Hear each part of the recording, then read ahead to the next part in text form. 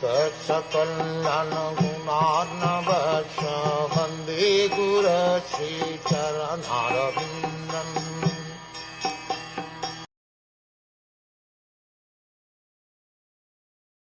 The great sage Maitreya continued, My dear Vidur, when thus asked to accept a benediction from Kuva the Yaksaraj, king of the Yakshas, Dhruv Maharaj, that most elevated pure devotee, who was an intelligent and thoughtful king, begged that he might have unflinching faith in and remembrance of the Supreme Personality of Godhead, for thus a person can cross over the ocean of nescience very easily, although it is very difficult for others to cross.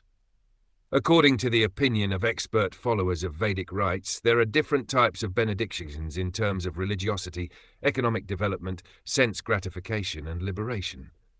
These four principles are known as canto.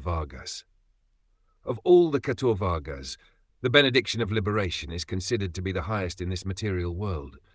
To be enabled to cross over material nescience is known as the highest purushartha, or benediction for the human being.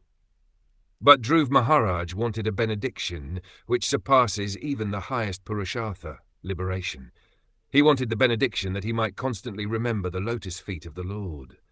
This stage of life is called Panchama Purushartha. When a devotee comes to the platform of Panchama Purushartha, simply engaging in devotional service to the Lord, the fourth Purushartha, liberation, becomes very insignificant in his eyes.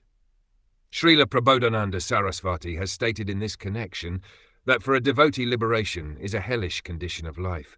As for sense gratification, which is available in the heavenly planets, the devotee considers it to be a will-o'-the-wisp having no value in life. Yogis endeavor to control the senses, but for a devotee controlling the senses is no difficulty at all.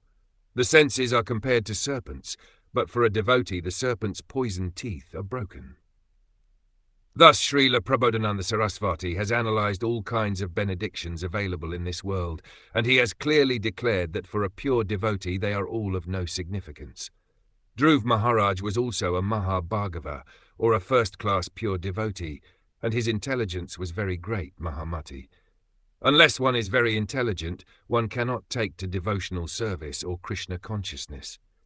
Naturally, anyone who is a first-class devotee must be a first-class intelligent person, and therefore not interested in any kind of benediction within this material world.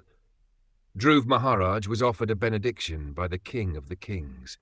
Kuva, the treasurer of the demigods, whose only business is to supply immense riches to persons within this materialistic world, is described as the king of kings, because unless one is blessed by Kuva, one cannot become a king. The king of kings personally offered Dhruv Maharaj any amount of riches, but he declined to accept them. He is described therefore as Mahamati, very thoughtful or highly intellectual.